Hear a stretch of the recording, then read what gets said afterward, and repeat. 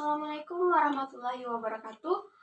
Perkenalkan, saya Wahyuni Malida dengan NIM 220407502004 dari kelas N221. Nah, pada video ini guna untuk memenuhi MIT evaluasi pembelajaran di SD. Selamat menyaksikan. Soal yang pertama, apa perbedaan pengukuran, penilaian, tes, dan evaluasi? Berikan contohnya. Nah, pengukuran merupakan suatu kegiatan yang dilakukan untuk mengukur, memberi angka terhadap sesuatu objek yang disebut objek pengukuran atau objek ukur. Contohnya, guru mengukur kemampuan siswa dalam memahami konsep matematika dengan memberikan tes berbentuk soal pilihan ganda. Nah, hasilnya diukur dalam bentuk skor. Penilaian adalah suatu proses membandingkan suatu objek dengan mempergunakan patokan-patokan tertentu seperti baik tidak baik, memadai tidak memadai, memenuhi syarat atau tidak memenuhi syarat, dan lain sebagainya. Nah, contohnya yaitu guru menilai hasil pengukuran siswa dalam memahami konsep matematika dengan memberikan nilai seperti A, B, A-, B+, dan lain sebagainya. Sedangkan tes adalah salah satu metode yang digunakan untuk mengukur pengetahuan, keterampilan, atau kemampuan siswa dalam suatu materi pelajaran. Nah, contohnya, guru memberikan tes tertulis dan lisan mengenai pidato pendidikan untuk menguji pengetahuan dan keterampilan berpikir siswa.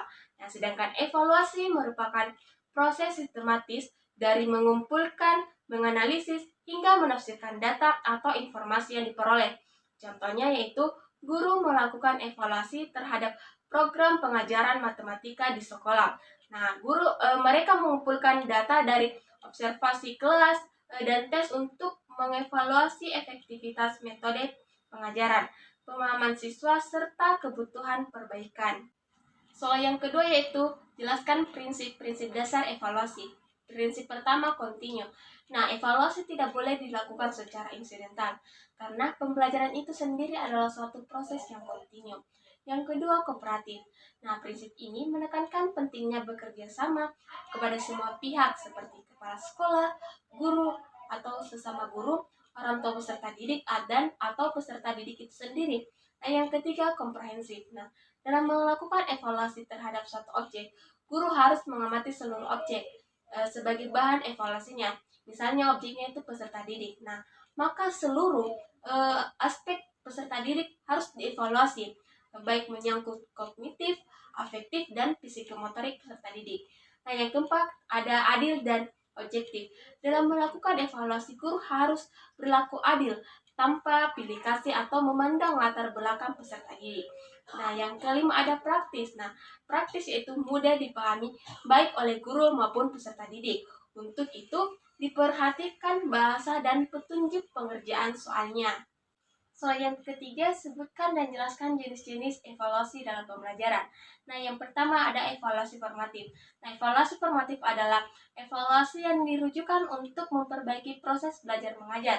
Jenis evaluasi ini wajib dilaksanakan setelah selesai mengajarkan satu unit pengajaran tertentu. Nah, yang kedua evaluasi sumatif, yaitu evaluasi yang ditunjukkan untuk keperluan penentunya angka kemajuan atau hasil belajar siswa. Jenis evaluasi ini dilaksanakan di akhir semester. Nah, yang ketiga, evaluasi penempatan adalah evaluasi yang dirujukan untuk menempatkan siswa dalam situasi belajar yang sesuai dengan kemampuannya. Yang keempat, evaluasi diagnostik adalah evaluasi yang dirujukan guna membantu memecahkan kesulitan belajar yang dialami oleh siswa tertentu. Soal yang keempat, jelaskan perbedaan evaluasi diagnostik, formatif, dan sumatif. Nah, perbedaan evaluasi diagnostik, formatif, sumatif terletak pada waktu pelaksanaan, tujuan, dan hasil yang dihasilkan. Nah, evaluasi diagnostik dilakukan sebelum pembelajaran. Evaluasi formatif dilakukan selama proses pembelajaran, sedangkan sumatif dilakukan setelah pembelajaran atau di akhir semester. Nah, evaluasi diagnostik digunakan untuk merancang pembelajaran. Evaluasi formatif digunakan untuk memperbaiki dan meningkatkan pembelajaran, sedangkan evaluasi sumatif digunakan untuk mengevaluasi pencapaian akhir siswa.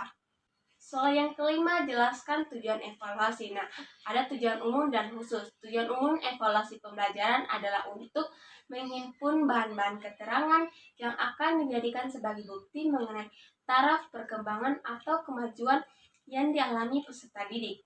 Setelah mereka mengikuti proses pembelajaran dalam jangka waktu tertentu, mengetahui tingkat efektivitas dan metode pembelajaran yang telah digunakan dalam proses pembelajaran selama jangka waktu tertentu.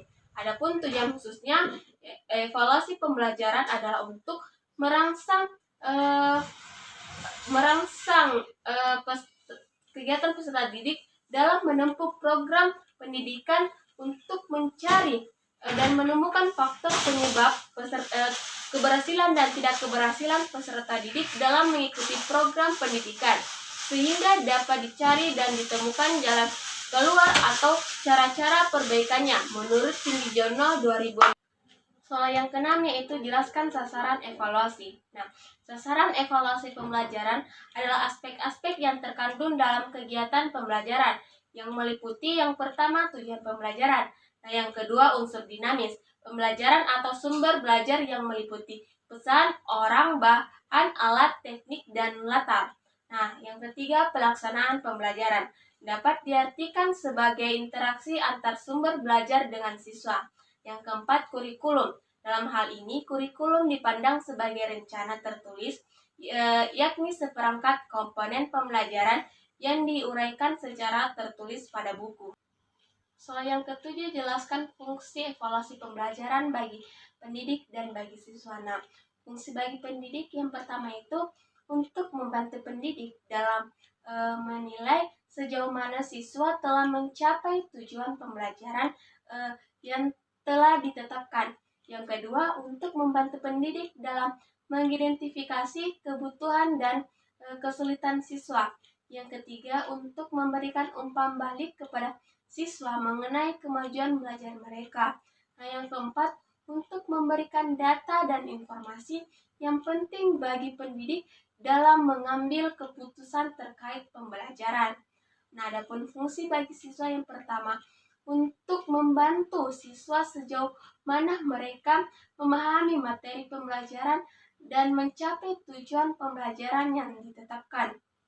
Yang kedua, untuk memberikan umpan balik kepada siswa tentang kekuatan dan kelemahan mereka dalam pembelajaran. Yang ketiga, untuk membantu siswa dalam mengembangkan kemampuan dirinya. Nah, yang keempat, untuk memberikan informasi yang penting bagi siswa dalam pengambilan keputusan terkait pembelajaran mereka. Soal yang kedelapan yaitu jelaskan klasifikasi evaluasi menurut fungsinya.